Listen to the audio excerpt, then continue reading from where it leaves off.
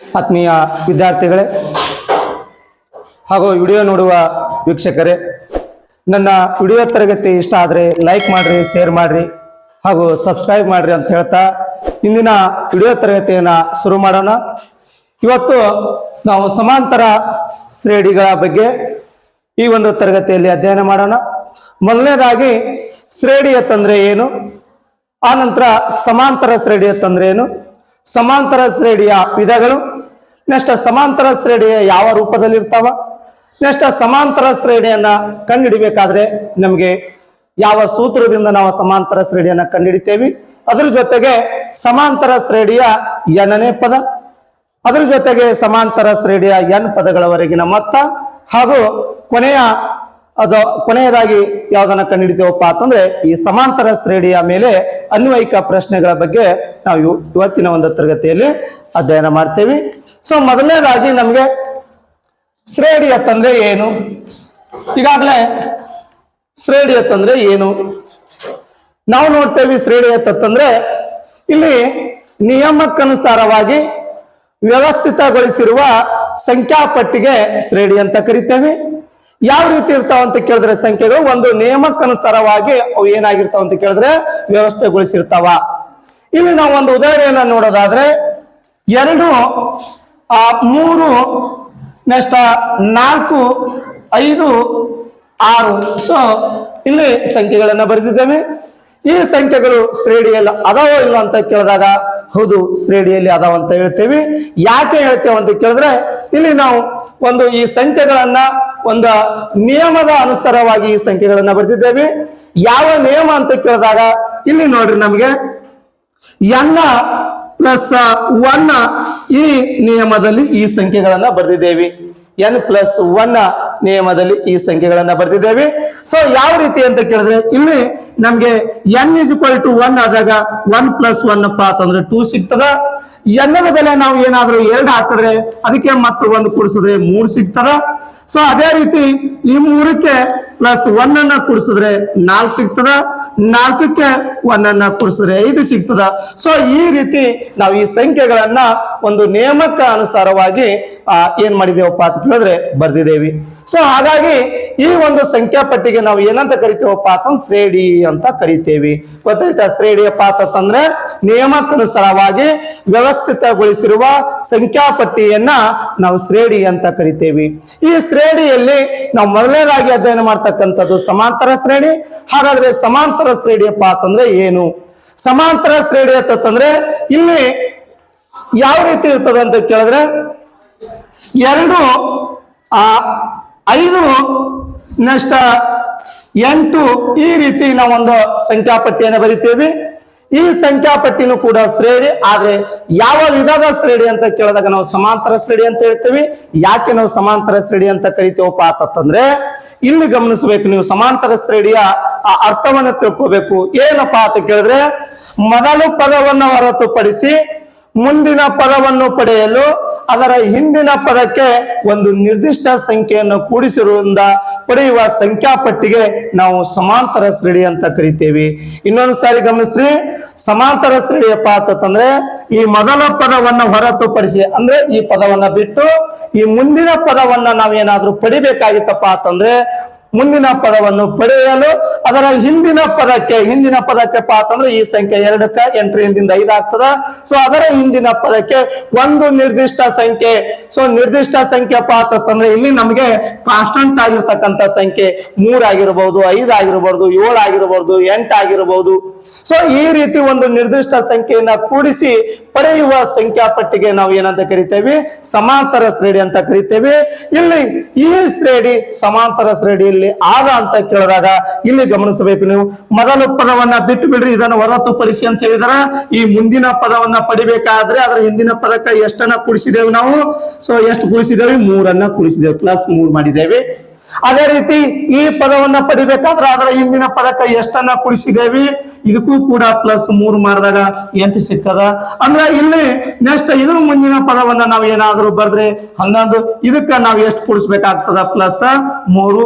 So ಇದಕ್ಕ +3 ಕೂಡಿಸಿದ್ರೆ ಮುಂದಿನ ಪದ ಸಿಗ್ತದ, ಎಷ್ಟು ಸಿಗ್ತದ ನಮಗೆ 14. ಸೊ ಈ ರೀತಿ ನಮಗೆ ಒಂದು ಸಮಾಂತರ ಶ್ರೇಣಿಯಲ್ಲಿ ಇರ್ತಕ್ಕಂತ ನಾವು ಸಂಖ್ಯೆಗಳನ್ನ ನೋಡ್ತೇವೆ. ಗೊತ್ತಾಯ್ತು. ಸೊ ಇಲ್ಲಿ ನಿರ್ದಿಷ್ಟ ಸಂಖ್ಯೆಯಪ್ಪ ಅಂತಂದ್ರೆ ಯಾವ್ದಿಲ್ಲಿ 3 ಅನ್ನೋದು ಏನಪ್ಪ ಅಂತಂದ್ರ ನಿರ್ದಿಷ್ಟ ಸಂಖ್ಯೆ ಆಗ್ಯದ. ಸೊ ಇಲ್ಲಿ ನಿರ್ದಿಷ್ಟ ಸಂಖ್ಯೆ ಅಂತಂದ್ರೆ ಯಾವುದೇ ರೀತಿ ಸಂಖ್ಯೆಗಳನ್ನ ಬದಲಾಗಬಾರ್ದು. ಇಲ್ಲಿ ಒಂದ್ಸಾರಿ +3, ನೆಕ್ಸ್ಟ್ -2, ಇಲ್ಲಿ +5 ಈ ರೀತಿ ಆಗಿರ್ಬೋದು. ಎಲ್ಲಾ ಕಡೆನೂ ಸಹಿತ ಅದು ಏನಾಗಿರ್ಬೇಕು, ಒಂದೇ ಆಗಿರ್ಬೇಕು ನಿರ್ದಿಷ್ಟ ಸಂಖ್ಯೆ.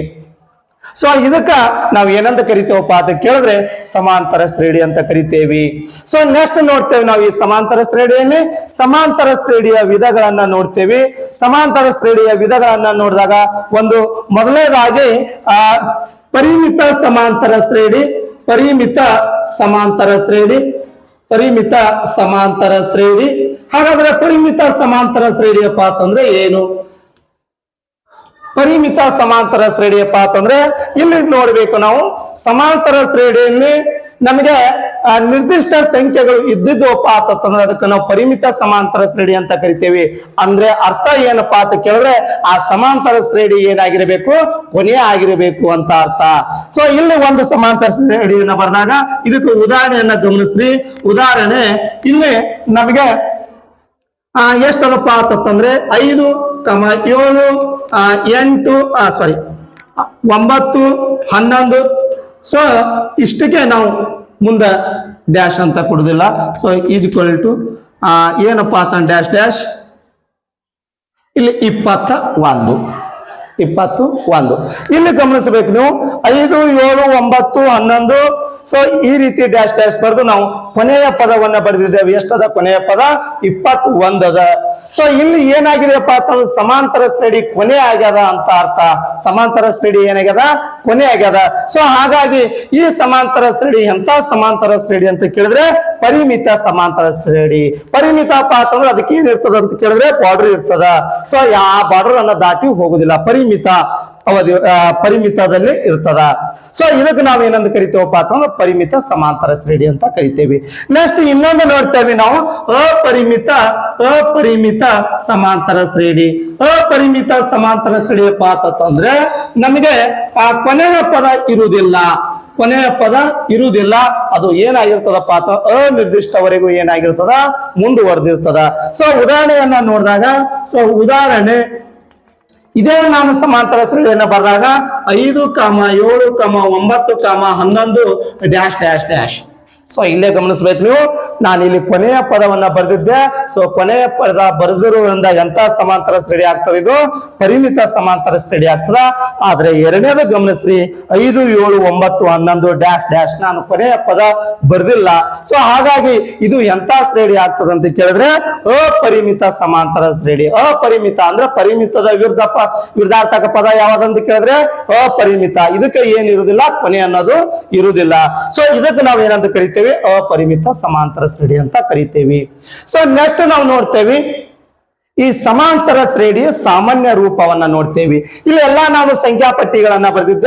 ಈ ಸಂಖ್ಯಾಪಟ್ಟಿಯಲ್ಲಿ ಒಂದು ಏನಪ್ಪಾ ಅಂತಂದ್ರೆ ಒಂದು ಸಮಾಂತರ ಶ್ರೇಣಿಯ ಸಾಮಾನ್ಯ ರೂಪ ಅಂತ ನೋಡ್ತೇವೆ.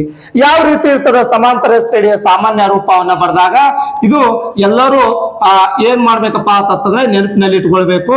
ಸಮಾಂತರ ಶ್ರೇಣಿಯ ಸಾಮಾನ್ಯ ರೂಪ. ಈ ಪಾಠ ಇರೋದೇ ಈ ಸಮಾಂತರ ಶ್ರೇಣಿಯ ಸಾಮಾನ್ಯ ರೂಪ ಸರಿಯಾಗಿ ನೀವು ಬರ್ದಿದ್ದೆ ಆದ್ರೆ ಆ ಪಾಠ ಒಂದು 25% ತಿಳ್ಕೊಂಡಂಗ. ಇಲ್ಲಿ ಸಮಾಂತರ ಶ್ರೇಣಿಯ ಸಾಮಾನ್ಯ ರೂಪ.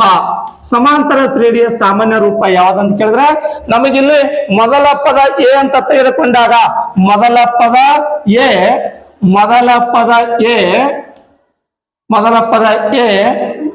ಮತ್ತು ಸಾಮಾನ್ಯ ವ್ಯತ್ಯಾಸ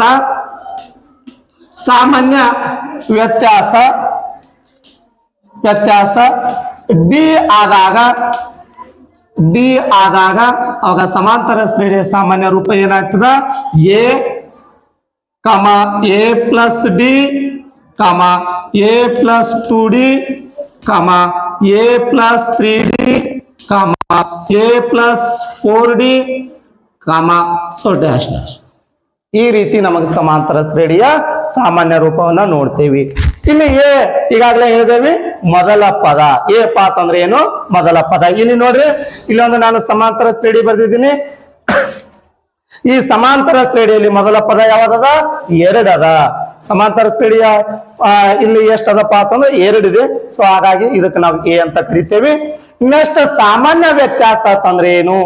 ಯಾವುದಕ್ಕೂ ನಾವು ಸಾಮಾನ್ಯ ವ್ಯತ್ಯಾಸ ಅಂತ ಕರಿತೇವೆ ಅಂತ ಕೇಳಿದ್ರೆ, ಇಲ್ಲಿ ಒಂದು ಸಮಾಂತರ ಶ್ರೇಣಿ ಅಂತ ಹೇಳಿದೆ ನಾನು. ಈ ಸಮಾಂತರ ಶ್ರೇಣಿಯಲ್ಲಿ ಯಾವ ನಿರ್ದಿಷ್ಟ ಸಂಖ್ಯೆಯನ್ನ ಕೂಡಿಸ್ಕೊತ ಹೊಂಟಿದ್ದೇವೆ ನೋಡ್ರಿ. ಎಷ್ಟನ್ನ ಕೂಡಿಸ್ಕೊತ ಹೊಂಟಿದ್ದೇವೆ ನೋಡ್ರಿ. 2 + 3 5 + 3 8 ಬಂತು.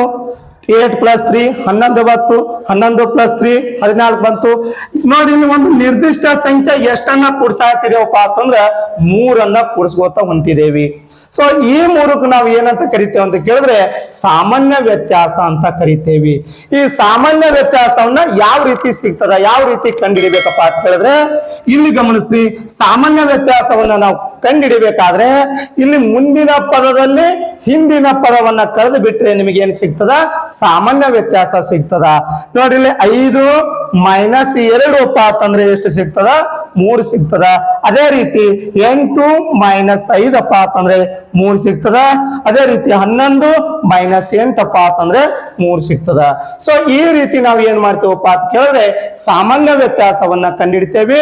ಒಟ್ಟಾರೆಯಾಗಿ ಸಾಮಾನ್ಯ ವ್ಯತ್ಯಾಸವನ್ನ ಕಂಡುಹಿಡಿಬೇಕಾಗಿತ್ತಪ್ಪ ಅಂತಂದ್ರ ಮುಂದಿನ ಪದದಲ್ಲಿ ಹಿಂದಿನ ಪದವನ್ನ ಏನ್ ಮಾಡ್ಬೇಕು? ಕಳಿಬೇಕು. ಅವಾಗ ನಮಗೆ ಏನ್ ಸಿಗ್ತದ? ಸಾಮಾನ್ಯ ವ್ಯತ್ಯಾಸ ಸಿಗ್ತದ. ಏನಪ್ಪ ಅಂತಂದ್ರೆ ತಿಳ್ಕೋಬೇಕು, ಇದು ಮೊದಲ ಪದ ಅಂತ ಹೇಳಿ. ಹಾಗಾದ್ರೆ ನಾವು ನೋಡ್ತೇವೆ ಸಾಮಾನ್ಯ ವ್ಯತ್ಯಾಸವನ್ನ ಕಂಡುಹಿಡಿಬೇಕಾದ್ರೆ ನಮಗೆ ಒಂದು ಸಾಮಾನ್ಯವಾಗಿರ್ತಕ್ಕಂಥ ಒಂದು ಸೂತ್ರವನ್ನ ಬರಿಬಹುದು. ಯಾವ ರೀತಿ ಬರಿಬಹುದಪ್ಪ ಅಂತಂದ್ರೆ, ಇಲ್ಲಿ d is equal to A K minus A K minus 1. A k ಎಷ್ಟಪ್ಪ ಅಂತಂದ್ರೆ a K minus A K minus 1.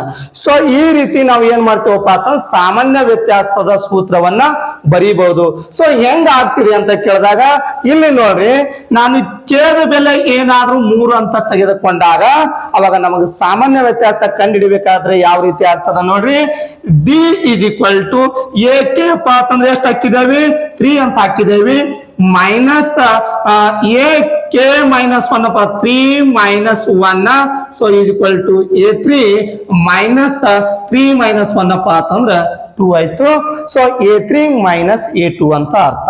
ಇಲ್ಲಿ ಗಮನಿಸಬೇಕು, A3 - A2 ಅಂತಂದ್ರೆ ಇಲ್ಲಿ ಸೂಚಿಸ್ತಕ್ಕಂತ ಸಂಖ್ಯೆಗಳು ಏನನ್ನ ಪ್ರತಿನಿಧಿಸ್ತಾವ ಅಂತ ಕೇಳಿದ್ರೆ ಆ ಸಮಾಂತರ ಶ್ರೇಣಿಯ ಪದಗಳ ಸಂಖ್ಯೆಯನ್ನ ಸೂಚಿಸ್ತಾವ. A3 ಅಂತಂದ್ರೆ ಎಷ್ಟನೇ ಪದ ಅಂತ ಕೇಳಿದಾಗ ಸಮಾಂತರ ಶ್ರೇಣಿಯಲ್ಲಿ 3ನೇ ಪದ ಅಂತ ತಿಳ್ಕೋಬೇಕು. A2 ಅಂತಂದ್ರೆ ಏನು? ಆ A2 ಅಂತಂದ್ರೆ ಸಮಾಂತರ ಶ್ರೇಣಿಯಲ್ಲಿ 2ನೇ ಪದ ಅಂತ ತಿಳ್ಕೋಬೇಕು.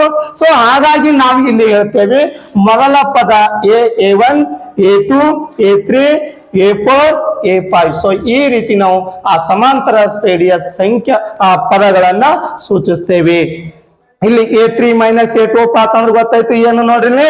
A3 ಅಂತಂದ್ರೆ ಎಷ್ಟನೇ ಪದ? ಇಲ್ಲಿ 3ನೇ ಪದ ಅಂತಂದ್ರೆ ಎಷ್ಟದ? 8 ಅದ. A2 ಅಂತಂದ್ರೆ ಎಷ್ಟದ? 5 ಅದ. ಸೊ A3 - A2 ಅಂತಂದ್ರೆ 8 - 5 ಆಗ್ಬಿಡ್ತು.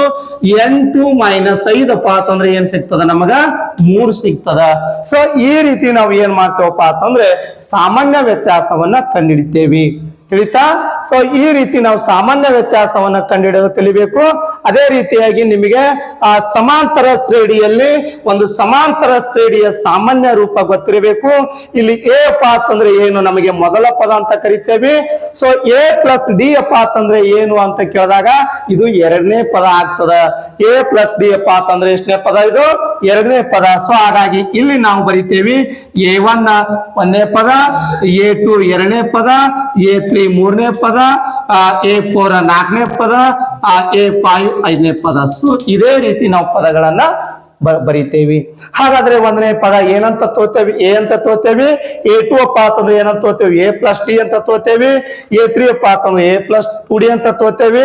A4 ಅಂತಂದ್ರೆ A + 3D ಅಂತ ತೋತೇವಿ. ಎ ಪಾಯೋಪ ಅಂತಂದ್ರೆ ಎ ಪ್ಲಸ್ 4d ಅಂತ ತಗೋತೀವಿ. ಸೊ ಈ ರೀತಿ ನಾವು ಏನ್ ಮಾಡ್ತೇವಪ್ಪ ಅಂತಂದ್ರೆ ಸಮಾಂತರ ಶ್ರೇಣಿಯ ಪದಗಳನ್ನ ತಗೋತೀವಿ. ಸೊ ನೆಕ್ಸ್ಟ್ ನೋಡ್ತೀವಿ, ನಿಮಗೆ ಪ್ರಶ್ನೆ ಯಾವ ರೀತಿ ಕೇಳ್ತಾರಪ್ಪ ಅಂತಂದ್ರೆ ಮೊದಲ ಪದವನ್ನ ಕೊಡ್ತಾರ, ನೆಕ್ಸ್ಟ್ ನಿಮಗೆ ಸಾಮಾನ್ಯ ವ್ಯತ್ಯಾಸವನ್ನ ಕೊಡ್ತಾರ.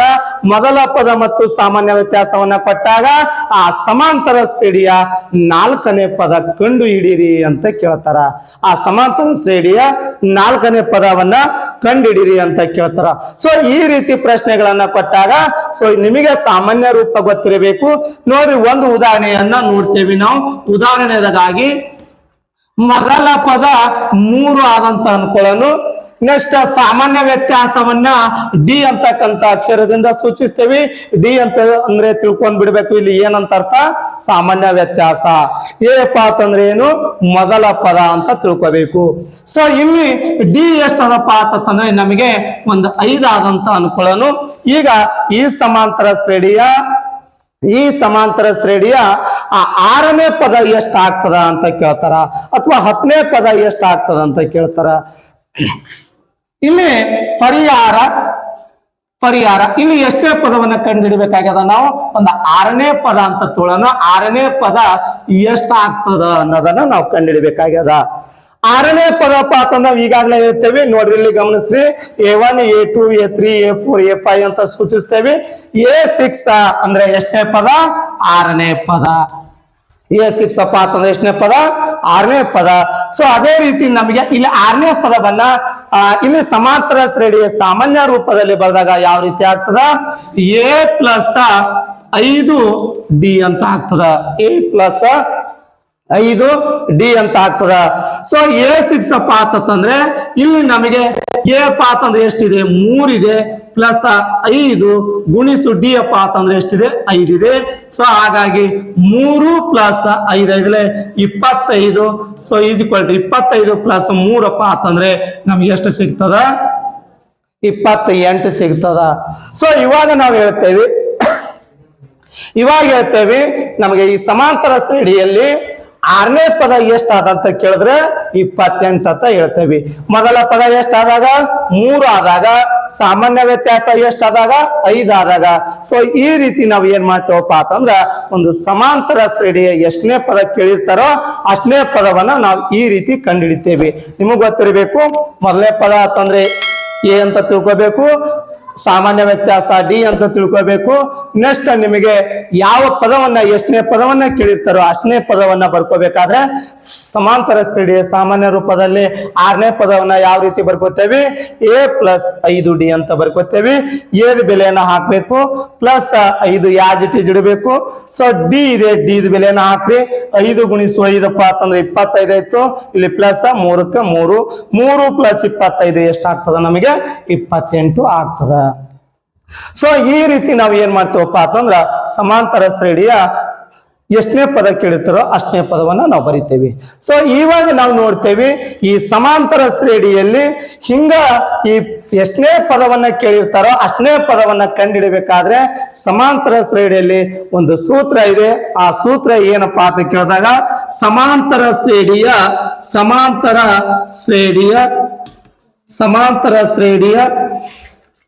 ಎನ್ನನೇ ಪದ ಕಂಡು ಹಿಡಿಯುವ ಸೂತ್ರ. ಎನ್ನನೇ ಪದ ಕಂಡು ಹಿಡಿಯುವ ಸೂತ್ರ ಅಂತ ನೋಡ್ತೇವೆ. ಇದು ಏನಿದೆಯಪ್ಪ ಅಂತ ಕೇಳಿದ್ರೆ an is equal to a plus n minus 1 into bracket b. ಈ ಸೂತ್ರದ ಸಹಾಯದಿಂದ ನಾವು ಏನ್ ಮಾಡಬಹುದು? ಅವ್ರು ಎಷ್ಟನೇ ಪದ ಕೇಳಿರ್ತಾರೋ ಅಷ್ಟನೇ ಪದವನ್ನ ನಾವು ಕಂಡುಹಿಡಿಬಹುದು. ಇದ್ರ ಮೇಲೆ ನಿಮಗೆ ವಾರ್ಷಿಕ ಪರೀಕ್ಷೆಯಲ್ಲಿ 2 ರಿಂದ 3 ಅಂಕಗಳಿಗೆ ಪ್ರಶ್ನೆಗಳನ್ನ ಕೇಳ್ತಾರ. ಸೊ ಯಾವ ರೀತಿ